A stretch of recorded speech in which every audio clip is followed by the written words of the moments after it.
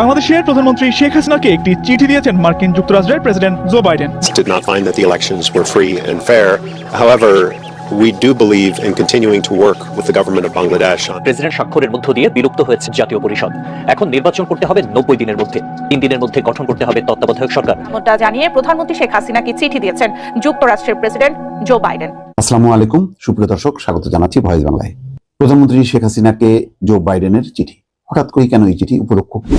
দর্শক, এইমাত্র খবর, দর্শক এবার যুক্তরাষ্ট্র থেকে প্রধানমন্ত্রী শেখ হাসিনাকে চিঠি দিয়েছে।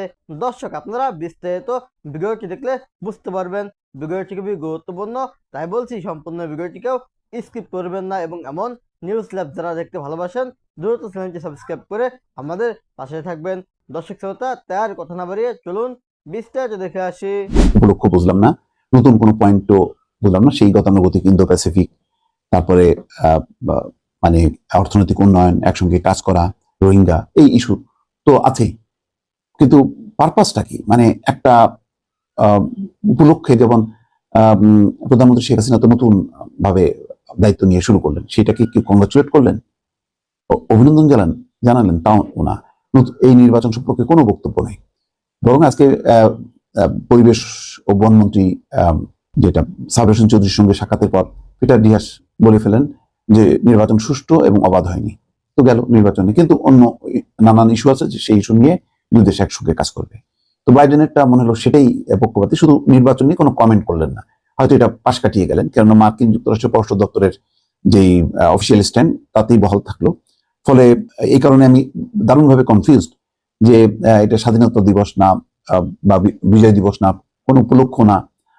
এটা মানে দৃশ্যত মনে হচ্ছে যে শেখ হাসিনার সরকার নতুন করে আবার শুরু হলো, সেই শুরুর প্রারম্ভে মার্কিন যুক্তরাষ্ট্রের যেই লক্ষ্য বা আকাঙ্ক্ষা সেটা তারা তুলে ধরলো। কিন্তু সবকিছু তো আছে, যেমন একজনের সঙ্গে দেখা হলে তো সালাম দেয়া বা কেমন আছেন এটা বলা, তো সেটার কোনো ইয়ে নেই। স্টেট মানে বলছেন আজকে এটা মার্কিন রাষ্ট্রদূত পিটার ডিহাস মাসুদ বিন মোমেন পররাষ্ট্র সচিবের সঙ্গে দেখা করে বাইডেনের এই চিঠিটি হস্তান্তর করেছেন। কিন্তু একটাই আমার কোশ্চেন সেখানেই, সব আছে, পুরনো যা যা যুক্তরাষ্ট্র সবসময় বলে থাকে সেগুলো আছে, শুধু একটা জিনিসই নেই, সেটা হলো উপলক্ষটা বুঝলাম না। এর আগে যেমন বাইডেন লাস্ট আমার মনে আছে তিনি প্রত্যাশা করেছিলেন বাংলাদেশে একটি সুষ্ঠু, শান্তিপূর্ণ, অবাধ, নিরপেক্ষ নির্বাচন, এবং এই নির্বাচনটা হবে আন্তর্জাতিক মানের, যাতে এই নির্বাচনটা একটা বিশ্বের গণতান্ত্রিক রাষ্ট্রগুলোর জন্য একটা মডেল হয়, যাতে তারা বোঝে যে না, এটা একটা সুন্দর সুষ্ঠু নির্বাচন। তো স্বাভাবিকভাবে বোঝা যায় যে যেহেতু নির্বাচন নিয়ে কোনো কথা নেই, নির্বাচনে নির্বাচিত হয়ে প্রধানমন্ত্রী আবার দায়িত্ব নিয়েছেন, সেটাও তিনি কংগ্রাচুলেট করছেন না, বা সেই কোনো একটা সেন্টেন্সও নাই। সুতরাং এটা সরকারের জন্য হতাশাজনক। শুধু সরকার সান্ত্বনা পেতে পারে এই ভেবে যে যুক্তরাষ্ট্র তো আমাদের সাথে মিলে কাজ করছে, আর বিরোধী পক্ষ এইটা ভেবে সান্ত্বনা পেতে পারে যে মার্কিন যুক্তরাষ্ট্র তো নির্বাচন নিয়ে একটা টু শব্দও করেনি, তার মানে তারা কংগ্রাচুলেট করেনি। তো এইটুকু আমি দেখছি যে সব পক্ষের জন্য দুইটি পয়েন্ট আছে। তো কোন পয়েন্টটা ভারী হবে সেটা হয়তো যুক্তি তর্ক করবে দুই পক্ষ, যার যার মতন করে সান্ত্বনা খোঁজার চেষ্টা করবে। তবে আজকের আমি পিটার ডিহাসের বক্তব্যটা খুবই সিগনিফিকেন্ট মনে করি, যে নির্বাচন নিয়ে তাদের অবস্থান মোটামুটি মার্কিন পররাষ্ট্র দপ্তর যেটা বলেছে নির্বাচন অবাধ ও সুষ্ঠু হয়নি, সেই অবস্থানে তারা স্ট্যান্ড করছে, কিন্তু বলছে যে তারা যেহেতু বাংলাদেশের জনগণের সাথে সম্পর্ক রাখতে চায়, সুতরাং তারা এই লক্ষ্যে কাজ করে যাবে। এইটা মোটামুটি বোঝা গেল। তো যাই হোক, আমি রিপোর্টটা যেটা আছে, বিএনপি কেন আত্মহত্যা করছে না, কেন দেশ ছেড়ে পালাচ্ছে না, এই বর্তমান প্রেক্ষাপটে এটির যুক্তি কি, এবং এই শিরোনাম দিয়ে আমি কি আসলে বিএনপির পক্ষে কথা বলতে চাচ্ছি নাকি আওয়ামী লীগের পক্ষে কথা বলতে চাচ্ছি? যদি শুনেন আপনাদের ভালো লাগবে এই কারণে যে নদীর স্রোতের অনুকূলে চলা, বাতাসের অনুকূলে পাল তুলে দিয়ে তারপরে বইটা হাতে বসে আপনি যদি আমরা খান আর গান ধরেন, মন মাঝি তোর বৈঠা নেড়ে আমি আর বাইতে পারলাম না, মাঝি হিসেবে আপনার যে কৃতিত্ব এবং কর্তৃত্ব কেউ স্বীকার করবে না।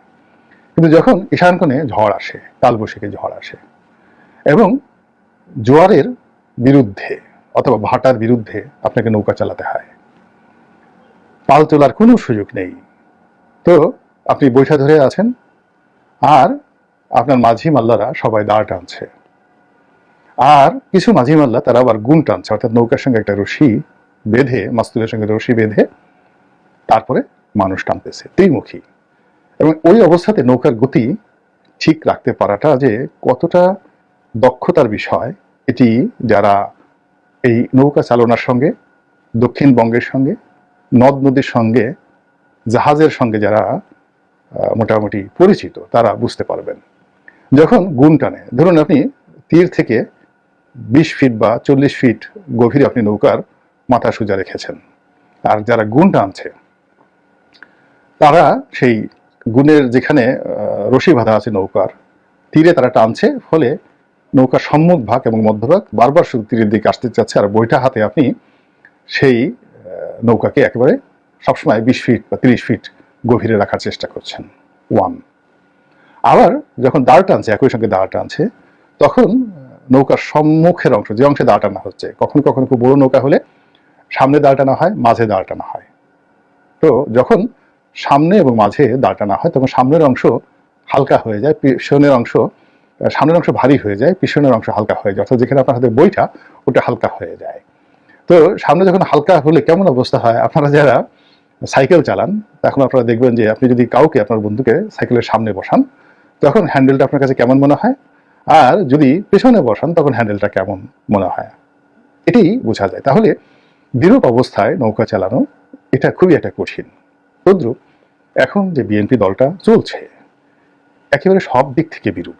বিশ্বের অর্থনীতি বিরূপ, বিশ্বের রাজনীতি বিরূপ, দেশের রাজনীতি বিরূপ, অর্থনীতি বিরূপ, এবং বিএনপি যারা নেতৃত্বে আছেন সেই নেতৃত্বের জায়গাটাও বিরূপ। অর্থাৎ এখানে ঠিক একটা নেতৃত্ব পরিবর্তন করে নতুন একটা নেতৃত্ব আসবে, ওই সময়টি গত 17 বছরে বিএনপি পায়নি, 17 বছরের বেশি সময় ধরে।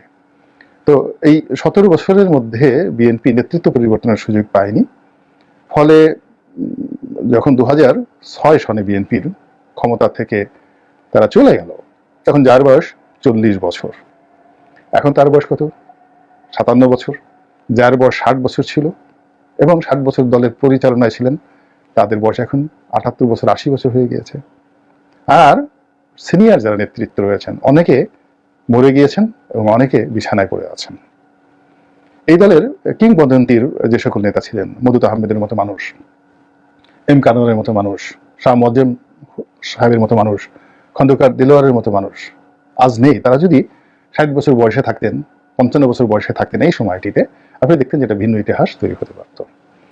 এমনকি ঢাকা বিশ্ববিদ্যালয়ের যারা কিংবদন্তির ছাত্রনেতা ছিলেন, আমানুল আমান, ফজলুল হক মিলন, এহসানুল হক মিলন, তারপর অন্যান্য যারা রয়েছেন, নাজিমুদ্দিন আলম, খায়রুল কবির খোকন, তারপরে সানাউল হক নিরু, তারপরে কামরুজ্জামান রতন, মালেক, মানে ঢাকা বিশ্ববিদ্যালয়ের ছাত্র রাজনীতি বলতেই নিরু, অভি, মালেক, রতন, আমান, ফজলুল হক মিলন, ওনাদের কি বুঝাতো? বাস্তবতা হলো তাদের সবারই বয়স এখন 70-এর কাছাকাছি হয়ে গেছে, এবং কেউ কেউ রাজনীতি থেকে অবসর নিয়েছেন, কেউ বার্ধক্য, কেউ মামলা মোকদ্দমায় ফিনিশড হয়ে গিয়েছেন। এমনকি সুলতান সালাউদ্দিন টুকু থেকে শুরু করে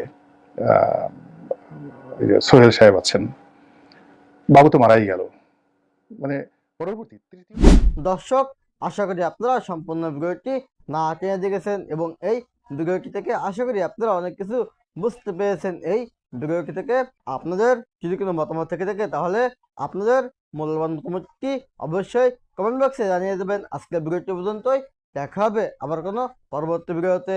সেই পর্যন্ত ভালো থাকুন, সুস্থ থাকুন, আল্লাহ হাফেজ।